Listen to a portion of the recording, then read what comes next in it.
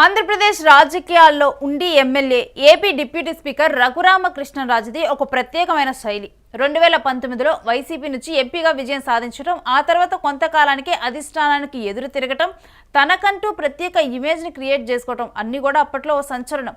ఈ క్రమంలో జైలుకు కూడా వెళ్లి వచ్చారు రఘురామకృష్ణరాజు. ఇక 2024 ఎన్నికల్లో తెలుగుదేశం పార్టీ తరఫున ఎమ్మెల్యేగా విజయం సాధించిన ఆయన తర్వాత డిప్యూటీ స్పీకర్ అయ్యారు. తన మాటలతో కూడా రఘురామ ఎంటర్టైన్మెంట్ ఇస్తూ ఉంటారు. ఇక గోదావరి జిల్లా వెటకారం మొత్తం రఘురామకృష్ణరాజు మాటల్లో వినపడుతూ ఉంటుంది. ఇప్పుడు నియోజకవర్గంలో ఎమ్మెల్యేగా కనపడుతున్నారు రఘురామ. ప్రజలకు నిత్యం అందుబాటులో ఉండటం, ఇక ఆ విషయాల్లో సోషల్ మీడియాలో ఎప్పటికప్పుడు కూడా స్వయంగా తానే పోస్ట్ చేసుకోవటం వంటివి చూస్తూనే ఉంటాం. వాట్సాప్లో అందరికీ అందుబాటులో ఉండే విధంగా నెంబర్ కూడా షేర్ చేశారు రఘురామ. తాజాగా ఓ వాట్సాప్ గ్రూప్లో తన 17వ ఏట ఫోటోను షేర్ చేశారు. అప్పుడే మీసాలు వస్తున్న రఘురామ హ్యాండ్సమ్గా ఉన్నారంటూ కామెంట్స్ కూడా వస్తున్నాయి. అయితే ఈ ఫోటోను ఆయన అభిమానులతో పాటుగా టీడీపీ కార్యకర్తలు కూడా విస్తృతంగా వైరల్ చేస్తూ ఉన్నారు.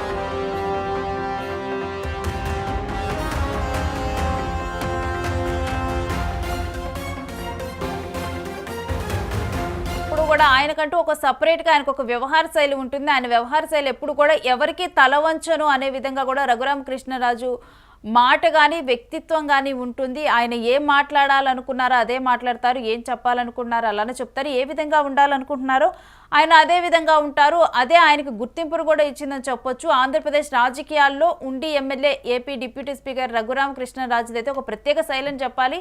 మేబీ అసలు ఆ రఘురామకృష్ణరాజు తెలియని వ్యక్తులు ఉండరు. ఎందుకంటే ముఖ్యంగా కూడా ఆయన కొన్ని వివాదాల్లో ఉండటం వల్ల గత ప్రభుత్వంలో ఆయన ప్రభుత్వానికి అదే ప్రభుత్వంలో ఉండి దానికి వ్యతిరేకంగా కూడా ఆయన ఉండటం వల్ల కూడా రఘురామకృష్ణరాజు అయితే ఎప్పుడు కూడా వార్తల్లో నిలిచేవారు. తర్వాత ఆయన జైలుకు వెళ్ళటము, ఆ టైంలో కూడా ఆయన తనను వేధించారంటూ కూడా దాని మీద కేసులు ఇవన్నీ కూడా చాలా రఘురామకృష్ణరాజు గత ప్రభుత్వంలోనైతే ఆయన మీడియాలో నానుతూ వచ్చారు.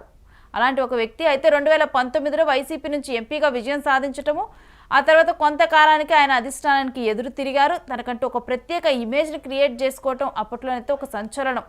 ఈ క్రమంలో ఆయన జైలుకు కూడా వెళ్ళి వచ్చారు. ఇక 2024 ఎన్నికల్లో తెలుగుదేశం పార్టీ తరపున కూడా ఆయన ఎమ్మెల్యేగా విజయం సాధించారు. ఆ తర్వాత ఆయన డిప్యూటీ స్పీకర్ అయ్యారు. తన మాటలతో కూడా రఘురామ ఎప్పుడు కూడా ఎంటర్టైన్మెంట్ ఇస్తూనే ఉంటారు. గోదావరి జిల్లా వెటకారం మొత్తం కూడా రఘురామకృష్ణరాజు మాటల్లోనైతే మనకి వినపడుతూనే ఉంటుంది. ఇప్పుడు నియోజకవర్గంలో కూడా ఆయన కష్టపడుతూనే ఉన్నారు. రఘురామ ప్రజల్లో ఉంటూ ఉన్నారు. నిత్యం కూడా ప్రజలకు ఆయన అందుబాటులో ఉంటూ ఉన్నారు.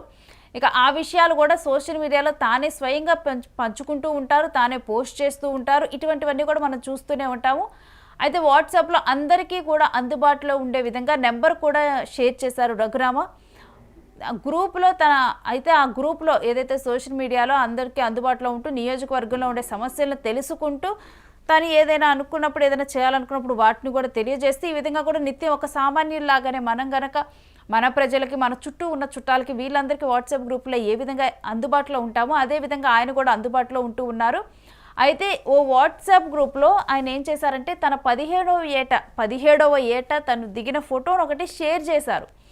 ఆ ఫోటో షేర్ చేసిన దగ్గర నుంచి ఆ ఫోటోను వైరల్ చేస్తూ ఉన్నారు. ఎందుకంటే ఎప్పుడూ కూడా రఘురామని మనందరం కూడా ఒక సీరియస్గా ఒక పొలిటీషియన్గా మన చుట్టూ కూడా ఎప్పుడు కూడా రఘురామని ఆయన ముఖ్యంగా చెప్పాలంటే గత 5 సంవత్సరాల్లో కూడా వార్తల్లో ఆయన ఎక్కువగా కూడా కాంట్రవర్సీలో ఉంటూ కూడా కోపంగా ఈ విధంగా ఉంటూ కూడా అలాంటివే మనం చూసాము. అలాంటి రఘురామ 17వ ఏట తన ఫోటోని షేర్ చేసినప్పుడు చాలా హ్యాండ్సమ్గా ఉన్నారంటూ రఘురామ అంటూ కూడా కామెంట్స్ కూడా వస్తున్నాయి.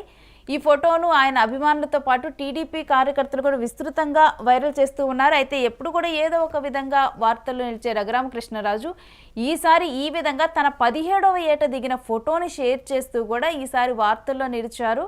ఎందుకంటే ఆ ఫోటోలో చాలా క్యూట్గా కూడా చాలా యంగ్ అండ్ హ్యాండ్సమ్గా కనిపిస్తూ ఉంటూ ఉన్నారు. సో అందుకని చెప్పి ఇప్పుడు ఆ ఫోటో వైరల్ అవుతూ ఉంది.